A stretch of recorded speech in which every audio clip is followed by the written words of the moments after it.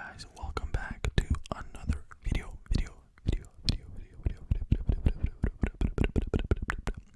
This is my second attempt recording this video because my camera is a fucking B word and it's super annoying, but I'm gonna try it again. So, welcome back to another video. This video is gonna be about the Malaysian Airlines flight 370 that disappeared, and it's one of the most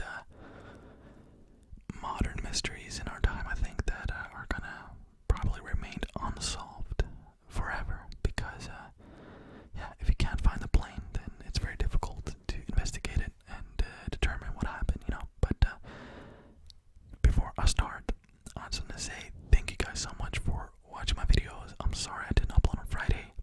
It just got very busy and I didn't really have time, but I'm back now on the Monday.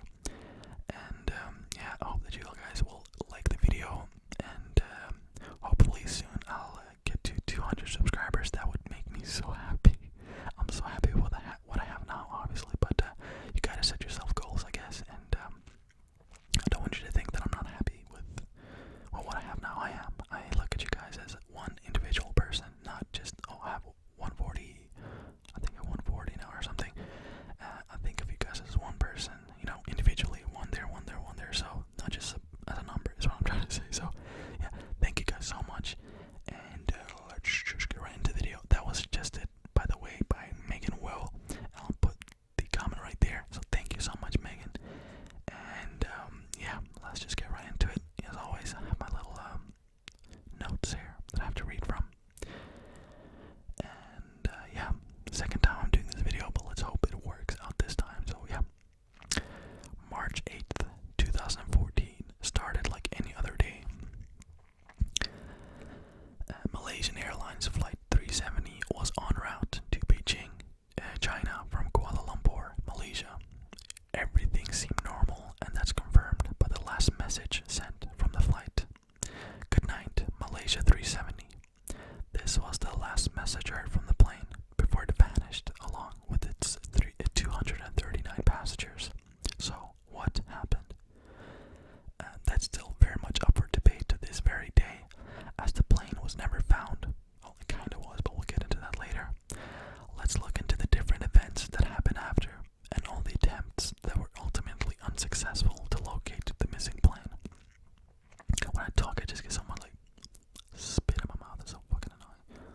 Sorry about that. Okay. Those pop rocks, it fucking sounds like pop rocks in my mouth, like constantly. Like it doesn't happen when I talk normally, but when I whisper, for some reason. Everything was going according to plan after the takeoff, with the plane successfully climbing to its cruising altitude of 35,000 feet. The two pilots, Farik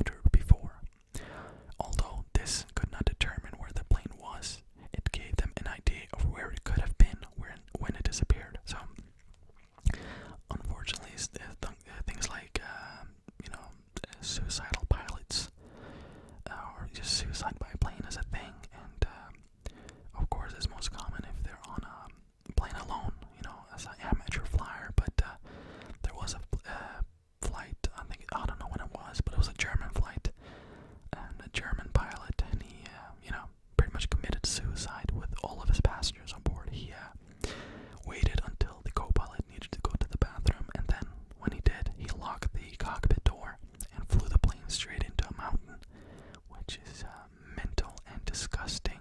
And why would you want to, like a kid being depressed and sad, and understand that people go through shit, but why would you kill yourself and all those people? You gotta be evil, dude. You gotta be mental. So yeah, it's disgusting, but it happens. But they say in this case that's probably not what happened. On March 15th, a week after the plane had disappeared, the radar contacts were disclosed, from different radars, not just from the flight radars. Analysis of the signal could not locate the plane precisely, but did determine that the plane might not have been anywhere, or might have been anywhere on two arcs or two paths. One arc or path stretching from Java southward into the Indian Ocean, southwest of Australia, and the other arc or path stretching northward across Asia from Vietnam to Turkmenistan.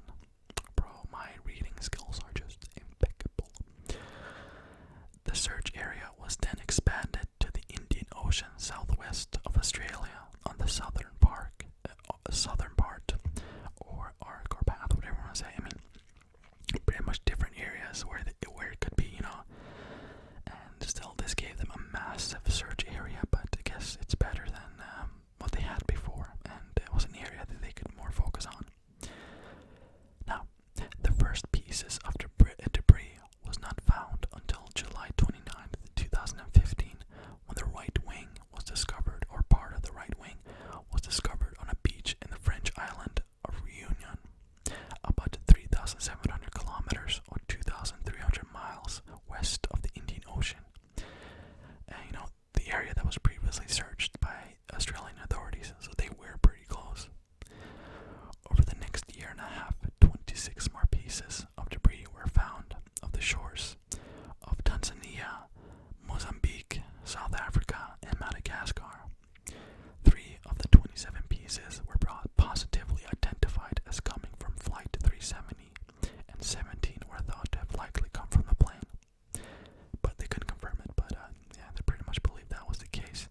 And 2 pieces came from the cabin interior, suggesting that the plane had broken up. But whether the plane had broken up in the air, or, when it was landing into the water, crashing into the water, is impossible to determine. So, of course, finding these things are good, but it doesn't show anything of, what have happened, because when a plane crashes into the ocean, more than likely the speed that it had is gonna just splatter, like a plate when you drop it on the floor. That really didn't give them anything, but it's still interesting that they actually found some pieces, suggesting that, it wasn't abducted by aliens, it did crash into the ocean, or was it abducted by aliens, and then the aliens took some pieces and threw it into the water to make us believe that it had crashed into the water, when in reality it was abducted by aliens. Probably. In July of 2018, the Malaysian government issued its final report on Flight 370's disappearance. Mechanical malfunction was deemed extremely unlikely, and the change in flight path was most likely done by the pilots themselves, even though they couldn't find any reason as to why they would do so. In the end, investigators could not determine why Flight 370 disappeared. Now, there are obviously many theories surrounding this mystery, from hijacking, a fire on board, being shut down, and even a cyber attack, which is pretty interesting, like hacking the plane. So let's look into the most popular theories, or some would say most likely, as to what may have happened. Depends on who you ask. One theory is that Captain Zahari hijacked the aircraft and flew it to the end, with the scenario being that Zahari locked the co-pilot out of the cockpit, killed all on board but himself by depressurizing the plane and then repressurizing it for it to fly into the southern Indian Ocean, to then just glide it into the ocean and kill himself, which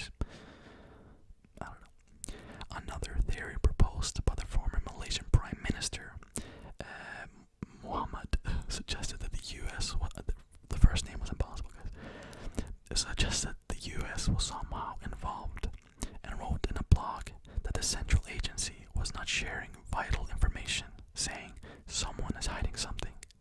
Later that year, speculation mounted further when a former French airline chief accused America of shooting down the plane because it feared it had been hijacked and they wanted to avoid a terrorist attack. I could totally see America doing some shady shit like that, but I don't know, man. Numerous speculations have concluded that there was a fire on board. Some have suggested it was an electrical fire in the cockpit. Others say it was the windscreen. Fire or overheating of the landing gear. The fire would have caused the pilot. I thought it said accused. I was like, what do I have written here? The fire would have caused the pilot to circle around and look for an emergency landing at the nearest airport, but with little hope of controlling the landing, and with pretty much people down below and millions of people on all sides, he decided to crash the plane into the water to sacrifice everyone on board, but saving people that he may have killed if he tried to land. Which that sounds like no, they would have tried to land if they could, I guess.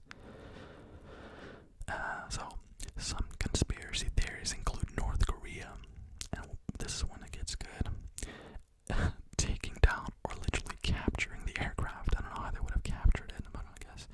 Or Russia falsifying the radar pings of the plane and then steering it towards Kazakhstan, and President Vladimir Putin knowing exactly where the crash site is. I can actually see that be true.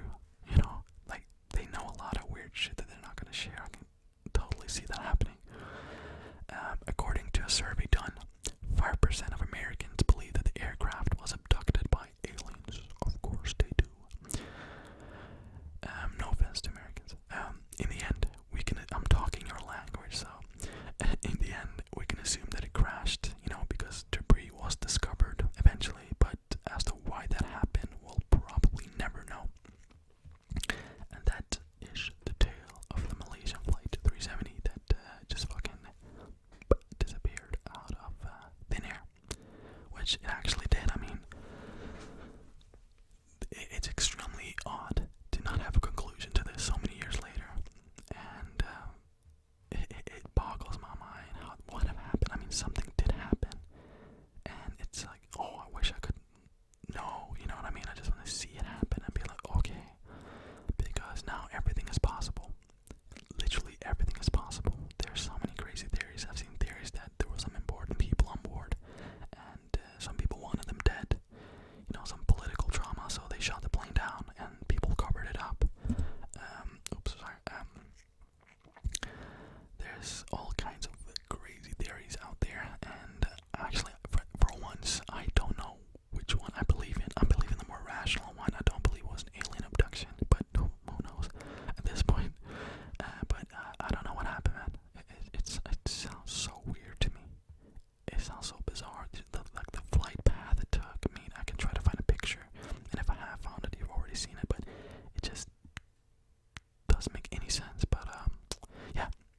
Sorry that the video is a bit short. I'm just trying